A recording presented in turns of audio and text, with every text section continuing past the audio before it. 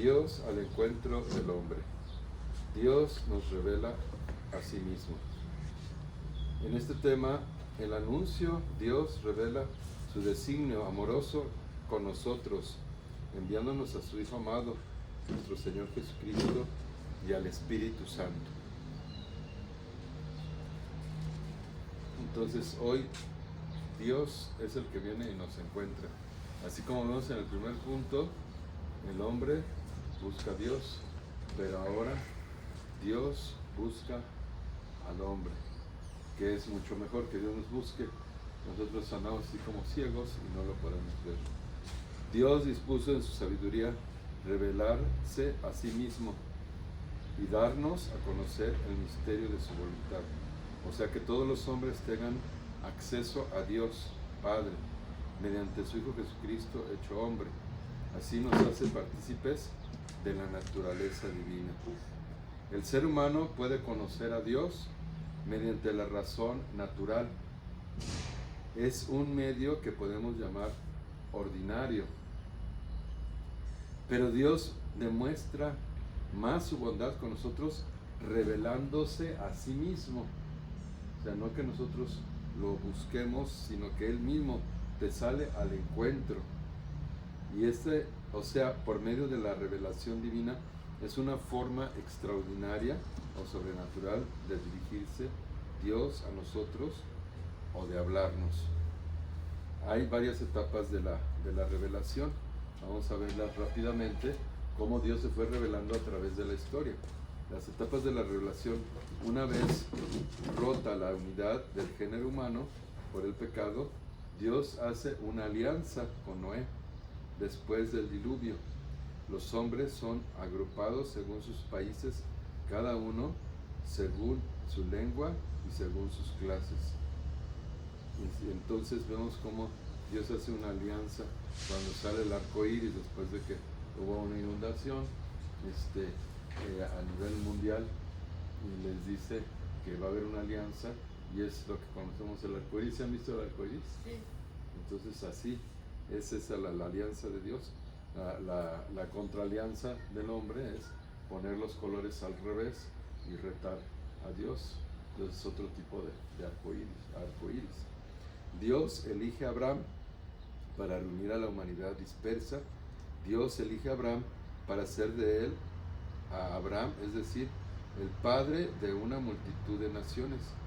En ti serán benditas todas las naciones de la tierra. El pueblo nacido de Abraham es llamado a preparar un día la reunión de todos los hijos de Dios en la unidad de la iglesia. Entonces hace su nuevo pueblo. Ese nuevo pueblo es el que va a ser de la fe, porque Abraham tuvo fe, o sea, le creyó todo, aunque Dios le dijo: si realmente crees en mí, sacrifícame a tu propio hijo. Entonces él no lo pensó, lo iba a hacer, y en ese momento un ángel le detuvo la mano a Abraham para que no degollara a su hijo. Entonces dijo: ya veo que crees en mí. Y luego viene otro momento de revelación de Dios. Dios forma a su pueblo Israel, lo salva de la esclavitud de Egipto. Dios estableció en él la alianza del Sinaí y le dio su ley por medio de Moisés. Dios quiere que reconozca como su único Dios y verdadero, Padre providente y juez justo, y para qué esperarse al Salvador prometido. Por medio de los profetas, Dios guía y forma a su pueblo en la esperanza de la salvación. Entonces el pueblo de Israel sale y va aprendiendo a conocer a quién es Dios, y hace una alianza, y ahí les da los 10 mandamientos. ¿Se han oído de los 10 mandamientos, verdad? Los 10 mandamientos, y también de una manera muy que les queda grabado, porque los libera del faraón. Cuando iban cruzando el mar, se abre el mar, y cuando los persiguen los egipcios, entonces se viene para abajo el mar y los ahoga, porque eran los enemigos que perseguían al pueblo de Israel. Después viene otra etapa de cómo Dios, eso en el Antiguo Testamento. Ya empezamos a entrar en la parte del Nuevo Testamento con Jesucristo, precisamente nuestro Señor. Dios mediador y plenitud de toda la revelación. En su Hijo Jesús, Dios Padre nos lo ha dicho todo y nos lo da todo. No hay que esperar ya otra revelación pública, porque parte de Dios hasta la gloriosa manifestación de nuestro Señor Jesucristo al final de los tiempos. Por eso, la fe cristiana no puede aceptar revelaciones que pretendan superar o corregir la revelación de lo que Cristo es la plenitud. Es el caso de las ciertas religiones no cristianas y de las ciertas sectas recientes que se fundan en semejantes revelaciones. Ya nada más hay una revelación, y esa revelación es Cristo. Cristo es el que se revela y se manifiesta y nos muestra el camino al Padre. Entonces aquí está otra etapa de la revelación. Luego sigue, ¿cómo se nos transmite la revelación divina? ¿Hasta aquí alguna duda? ¿Todo bien? Pasamos a cómo se va a transmitir la revelación, lo que Dios nuestro Señor nos está dando. Dice, Dios quiere que todos los hombres se salven y lleguen al conocimiento de la verdad, es decir, al conocimiento de Cristo Jesús. Quien conoce a Cristo, quien conoce al que crucificaron, quien lo conoce a Él, entonces ya tiene esa manifestación. Es preciso, pues, que Cristo sea anunciado a todos los pueblos y a todos los hombres, y que así la revelación llegue hasta los confines del mundo. Actualmente hay Biblias por todos lados, sea en el internet. De alguna manera todos vamos conociendo quién era Cristo, el Hijo de Dios, y muchos lo aceptan, otros lo rechazan. Entonces, ¿cómo hay que acercarse? Pues como ahorita que se va a tener este encuentro aquí con Jesús Eucaristía, entonces si tú abres tu corazón, tienes ese encuentro con Cristo. Luego viene la tradición apostólica, esa es otra etapa. Ya vean cómo estamos recorriendo toda la historia desde el Antiguo Testamento, cuando viene Jesús, y luego los apóstoles son los que van a llevar ese testimonio, porque vieron que Jesús murió en la cruz, pero resucitó y está vivo y se fue al cielo. Y ese es el querigma, el anuncio. Dice así: Cristo, plenitud de la revelación, mandó a los apóstoles a predicar su evangelio a todos los hombres. Ese evangelio es fuente de toda la verdad salvadora, de toda la norma de conducta, comunicándonos así los bienes divinos. Los apóstoles nos transmitieron ese evangelio de Jesucristo oralmente, o sea, de viva voz, con sus palabras, sus ejemplos, sus instituciones y por escrito. Los mismos apóstoles y otros de su generación pusieron por escrito el mensaje de salvación, inspirados por el Espíritu Santo. Entonces, lo que tenemos en la Biblia, no que tenemos la tradición. Los santos padres al principio pues se daban cuenta, y los que convivieron con los apóstoles, ahí está escrito en la patrística latina y la patrística griega, que son cantidad de libros tremendos que dan testimonio de que estuvieron en contacto con los apóstoles o con Jesucristo, y nos dan la certeza de que Jesús está vivo. Entonces Él resucitó. Pues actualmente estaba viendo un video donde tratan de ver que la tumba de Cristo, así como que escarban más, no sé cómo está eso, pero descubren muchas otras cosas muy, muy antiguas que sorprenden a la humanidad, porque Cristo no se quedó en la tumba, sino que resucitó. Continuada en la tradición de los apóstoles. Vienen después los apóstoles. ¿Qué es lo que pasa? Los apóstoles continuaron esa predicación apostólica por medio de la sucesión de los sucesores, en esta misión nombrándolos obispos y dejándoles su cargo en el magisterio. Entonces, ¿qué pasa? Que ustedes ven ahora un obispo, si saben quién es un obispo, ¿no? Entonces, un obispo es uno de los sucesores de los apóstoles, es la sucesión apostólica.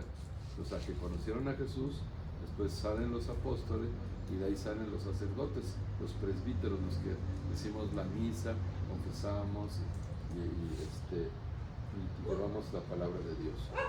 Esta transmisión llevada a cabo en el Espíritu Santo es llamada tradición, lo que va pasando en la tradición, porque a través de los años los apóstoles van llevando esa tradición a las nuevas generaciones, en cuanto distinta de la Sagrada Escritura, aunque estrechamente ligada a ella.